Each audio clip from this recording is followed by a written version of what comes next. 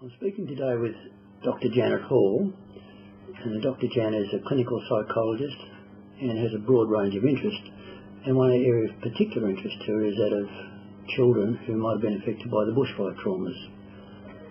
Jan, welcome. Thank you for coming in.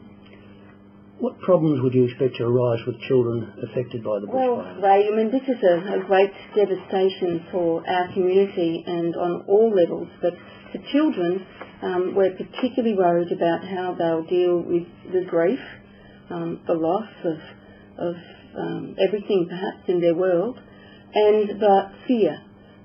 Fear about what has happened and fear that it might happen again.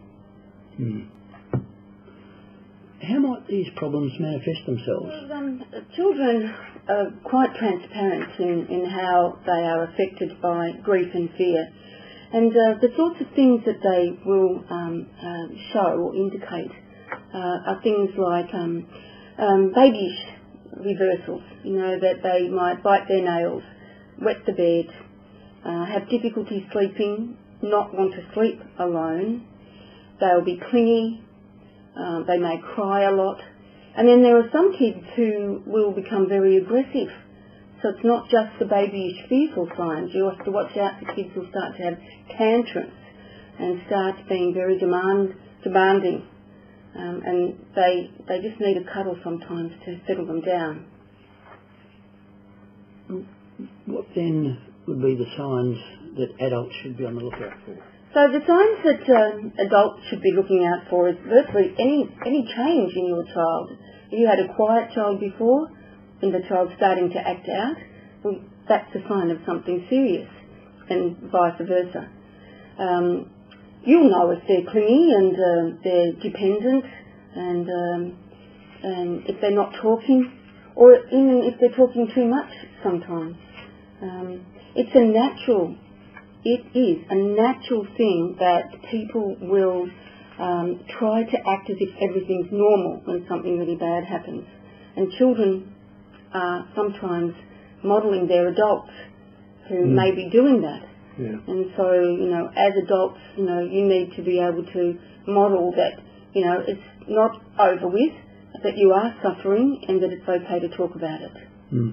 Thanks for that. In those circumstances, what advice would you give to people in dealing with affected children? So, for the adults who have to deal with the children who are affected, I think you have to be able to re-establish routines as soon as possible. Now, I know that's not easy for those people who don't have a house anymore, but within whatever establishment that you're staying, get into a routine. Children love the stability and the security of knowing what to expect in their lives. The other thing is to reach out. I mean, the community is there. Perhaps your church, certainly your extended family. We've all been a little bit insulated, living in our little cocoons. So maybe, the one good thing that can come out of a big disaster like this is that we'll start to reach out to others again. And you also need to just keep reassuring the children that they are safe and that you will do everything that you can to protect them.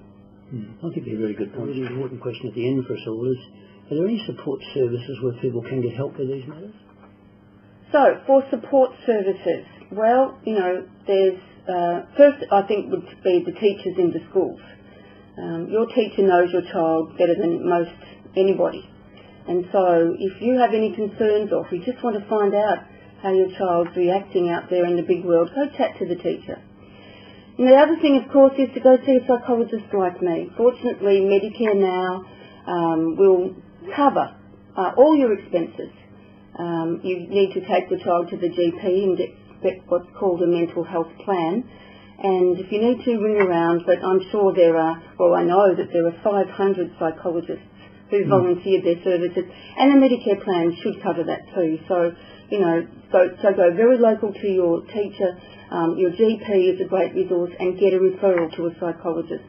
And talking about it early, not immediately in the first same month, but by about the third month is when people need to say, well, how am I faring?